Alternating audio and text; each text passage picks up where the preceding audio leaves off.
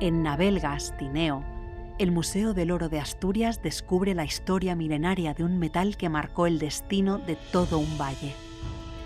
Aunque los astures ya trabajaban el oro, fueron los romanos, en los siglos I y II después de Cristo, quienes lo explotaron a gran escala, moviendo toneladas de tierra y desviando ríos para extraer el preciado metal. El museo recorre esta historia desde el Neolítico hasta la actualidad.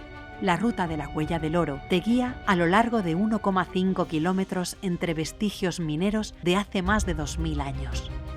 Y si quieres sentirte como un auténtico buscador de oro, en el taller de bateo aprenderás esta técnica ancestral y con suerte podrás encontrar tu propia pepita. ¿Sabías que cada año, a orillas del río Navelgas, se celebra el Campeonato Nacional de Bateo de Oro? Déjate sorprender en el Museo del Oro de Asturias.